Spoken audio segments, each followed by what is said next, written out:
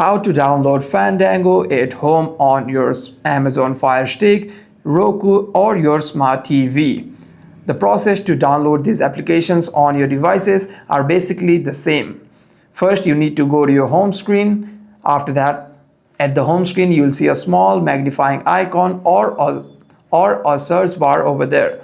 On the search bar, you want to simply type in Fandango at home and you want to simply search for the application. After that, once you've found the application that you want to download, you want to simply tap on Get or Download button beside the application's name. By doing so, you'll be able to download the Fandango 8 Home app on Amazon Fire Stick and on your Smart TV. However, on the Roku, you need to go to your streaming store. On Roku, you need to go to your streaming store section, and there you'll be able to search for the Fandango 8 Home app. After that, you want to simply tap on Add Channel to download and install the app. Hope this video was helpful, and if you have any further questions, make sure to leave a comment down below.